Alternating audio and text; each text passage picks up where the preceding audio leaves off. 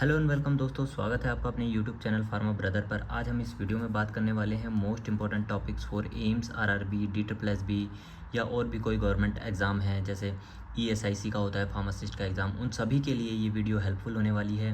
जो भी इन पेपरों की तैयारी कर रहे हैं उनको ये इंपॉर्टेंट टॉपिक्स हैं जो कि याद करने चाहिए और जिनके बारे में उनको पता होना चाहिए। इसके अलावा आपको और भी अदर सब्जेक्ट के जो है इंपॉर्टेंट टॉपिक्स मिल जाएंगे। आप कमेंट सेक्शन में हमें बता दीजिएगा। चलिए शुरू करते हैं इस वीडियो को। तो जैसा कि आप सब जानते हैं, फार्माकोलॉजी के अंदर जनरल फार्माकोलॉजी जो है वो सबसे पहले आता है। इसके अंदर जो है इंपॉर्टेंट डेफिनेशंस हैं जो कि फार्माकोकाइनेटिक है, फार्माकोडायनेमिक है, जिनके बारे में आपको पता होना चाहिए। इनसे कभी कभी डायरेक्ट क्वेश्चन ही पूछ लिया जाता है कि what the drug does to the body, what the body does to the drug.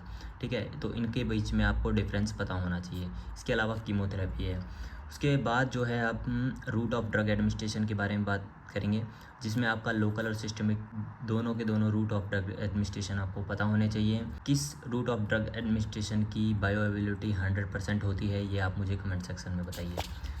उसके अलावा हम इनको डिटेल में डिस्कस करते हैं, फार्माकोकाइनेटिक और डायनेमिक को। तो फार्माकोकाइनेटिक के अंदर जो है आपका मैकेनिज्म आता है, जैसे एक्टिव ट्रांसपोर्ट हो गया, एंडोसाइटोसिस हो गया, आपका पैसिव डिफ्यूज़न हो गया, ये सब चीज़ें आपको पता होनी चाहिए। इसके अलावा एब्जॉर्प्शन, डिस्ट्रीब्यूशन, ड्रग मेटाबॉलिज्म और एक्सक्रीशन, इनके बारे में बात करेंगे। एब्जॉर्प्शन में आपको फैक्टर्स पता होने चाहिए, बायो अवेलेबिलिटी और आपका फर्स्ट फास्ट इफेक्ट, ये दोनों बहुत ही ज़्यादा इंपॉर्टेंट है। बायो अवेलेबिलिटी आपको पता होनी चाहिए कि किसकी, मैंने अभी क्वेश्चन पूछा है आपसे कि 100% बायो अवेलेबिलिटी किस रूट ऑफ ड्रग एडमिनिस्ट्रेशन की होती है, वो आप मुझे कमेंट सेक्शन में बताइए।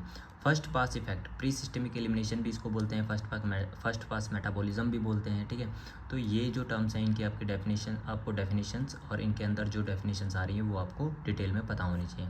इसके अलावा डिस्ट्रीब्यूशन की बात करें तो volume of distribution, plasma protein binding, ये बहुत ही इंपॉर्टेंट टॉपिक हैं। इनसे डायरेक्ट क्वेश्चन आता है कि कौन सी ड्रग जो है वो बेसिक प्लाज्मा प्रोटीन बाइंडिंग है, कौन सी जो है वो एसिडिक है। ठीक है, ये सब आपको पता होना चाहिए। ड्रग मेटाबॉलिज्म के बारे में बात करते हैं। ड्रग मेटाबॉलिज्म में आपका जो है phase 1 reaction, phase 2 reaction, Hofmann eliminations, ठीक है, इनकी आपको डेफिनेशन पता होनी चाहिए। फेज़ 1 रिएक्शंस में कौन कौन सी आपकी रिएक्शंस आती हैं, फेज़ 2 में कौन कौन सी आती हैं, ये पता होना चाहिए। एंजाइम इंडक्शन, इनिबिशन, जिसमें माइक्रोजोमल, नॉन माइक्रोजोमल, ये बहुत इंपॉर्टेंट टॉपिक है। इसके अलावा एक्सक्रीशन की बात करें तो किडनी के थ्रू जो भी एक्सक्रीशन हो रहा है वो आपको डिटेल में पता होना चाहिए कि कैसे हो रहा है। इसके अलावा ग्लोमेरुलर फिल्ट्रेशन है आपका, ये आपको पता होना चाहिए। रेट ऑफ रीनल एक्सक्रीशन क्या है वो आपको पता होना चाहिए। ठीक है, इसमें फिर zero order kinetic, first order kinetic और टी हाफ, ठीक है, इनकी डेफिनेशन आपको पता होनी चाहिए। और साथ ही साथ जो है इनका पता होना चाहिए कि ये जीरो ऑर्डर काइनेटिक कहाँ पर हो रहा है, किस ड्रग में हो रहा है, और फर्स्ट ऑर्डर काइनेटिक किस ड्रग में हो रहा है। ठीक है, तो ये इंपॉर्टेंट टॉपिक्स थे फार्माकोकाइनेटिक से रिलेटेड। इसके अलावा हम फार्माकोडायनेमिक के बारे में बात करें। फार्माकोडायनेमिक में आपका थेरेप्यूटिक इंडेक्स, अच्छा, फार्माकोकाइनेटिक में आपका थेरेप्यूटिक ड्रग मॉनिटरिंग आता है, वो भी आप पढ़ लेना थोड़ा बहुत। फार्माकोडायनेमिक में आपका थेरेप्यूटिक इंडेक्स जो है इसके बारे में पता होना चाहिए, बहुत ज़रूरी है ये, इससे क्वेश्चन बनता है। ठीक है, लीथल ड्रग और इफेक्टिव ड्रग का जो भी रेशो होता है वो आपको पता होना चाहिए। इसके बाद आपका मैकेनिज्म ऑफ ड्रग एक्शन, ये तो बहुत इंपॉर्टेंट है। इसमें आपका रिसेप्टर मीडिएटेड हो गया, नॉन रिसेप्टर मीडिएटेड कौन कौन से एक्शन हैं ये आपको डिटेल में पता होना चाहिए। रिसेप्टर फैमिलीज़ के बारे में, जैसे जी प्रोटीन कपल रिसेप्टर कौन से हैं, लिगैंड गेटेड आयन चैनल्स कौन कौन से हैं, ठीक है, जिसमें आइनोट्रोपिक रिसेप्टर इसको बोलते हैं, इसको मेटाबोट्रोपिक रिसेप्टर बोलते हैं। ठीक है, ड्रग रिस्पॉन्स कर्व, इसके ग्राफ्स आपको पता होने चाहिए। ड्रग पोटेंसी के ग्राफ्स आपको पता होने चाहिए कि किस में सिग्मॉइड कर्व बन रही है, किस में कौन सी कर्व बन रही है, ये पता होना चाहिए। कंबाइन इफेक्ट में आपका सिनर्जिज्म, एंटागोनिज्म, सुपरएडिटिव, एडिटिव, ये टर्म्स पता होनी चाहिए। एंटागोनिज्म में कम्पिटिटिव, नॉन कम्पिटिटिव, ये सब पता होना चाहिए। ड्रग फैक्टर्स की अगर हम बात करें तो इसमें टॉलरेंस हो गया, ड्रग डिपेंडेंस हो गया। ठीक है, ये लास्ट में दी हुई है, तो इन टर्म्स को आप बेसिकली पढ़ लेना। उसके बाद ड्रग इंट्रैक्शंस की बात करें तो फार्माकोकाइनेटिक इंट्रैक्शंस कौन कौन सी हैं, डायनामिक कौन कौन सी हो रही हैं, तो मेन इसमें से पूछ लेते हैं कभी कभार। इसके अलावा एडवर्स ड्रग इफेक्ट है, टाइप ए, टाइप बी, ये पता होना चाहिए। ड्रग एलर्जी जो है टाइप 1, 2, 3, 4, ये चारों आपको पता होनी चाहिए, इनसे क्वेश्चन बनता है।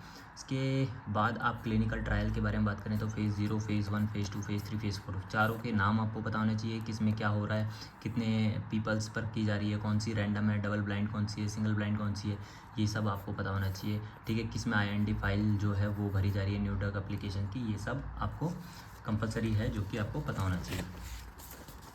अब आ जाओ नेक्स्ट, ये तो था जनरल फार्माकोलॉजी से रिलेटेड। अभी आ जाते हैं बाकी जो अदर चैप्टर्स बच गए उनमें से आपको क्या क्या पढ़ना है। मोस्ट इंपॉर्टेंट है, डायरेक्ट क्वेश्चन बनता है क्लासिफिकेशन ऑफ ड्रग्स से, ठीक है। ये सभी जो भी आपके चैप्टर हैं उन सब की आपको जो है क्लासिफिकेशन पता होनी चाहिए सारे ड्रग्स की, ठीक है। इसमें कोई गुंजाइश नहीं करनी है क्योंकि यहाँ से डायरेक्ट क्वेश्चंस बनते हैं। इसके बाद मैकेनिज्म ऑफ एक्शन और साइड इफेक्ट, ये सिर्फ इंपॉर्टेंट ड्रग्स का पढ़ना है जो कि मोस्ट रिपीट होते हैं हर एग्ज़ाम के अंदर, और या फिर किसी क्लास का जो मेन ड्रग है वो उसका तो मैकेनिज्म ऑफ एक्शन और आपका साइड इफेक्ट पता ही होना चाहिए। जो भी जिस भी क्लास के आप ड्रग पढ़ रहे हो उसका जो मेन ड्रग है जो काफ़ी फेमस है उससे पूछ लिया जाता है। फिर इसके अलावा कॉन्ट्राइंडिकेशन जो है ये भी आपका इंपॉर्टेंट ड्रग्स है, इंपॉर्टेंट ड्रग्स का आपको पता होना चाहिए, ठीक है।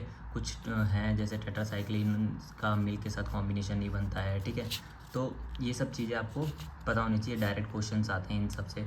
इसके अलावा ड्रॉप लीस्ट इंपॉर्टेंट टॉपिक्स, तो आपको पता है फार्माकोलॉजी जो है वो बहुत ही बड़ा सब्जेक्ट है, तो इसके अंदर जो है आप सारी चीज़ें एक साथ नहीं पढ़ सकते। एम्स का एग्ज़ाम नेक्स्ट मंथ ही है, तो ये मैंने इंपॉर्टेंट टॉपिक्स आपको बताए जिनको आपको पढ़ना है और जल्दी जल्दी पढ़ना है, ठीक है।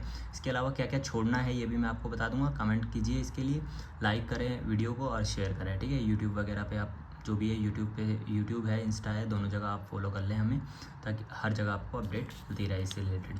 इसके अलावा और अदर सब्जेक्ट जो हैं इनके भी इंपॉर्टेंट टॉपिक्स आपको मिल जाएंगे। आपका फार्मासिस्ट फ्रेंड है, फार्मासिस्ट स्टूडेंट है, उसके साथ शेयर करें ताकि मैं और इस तरह की वीडियो आपके लिए लेके आऊँ।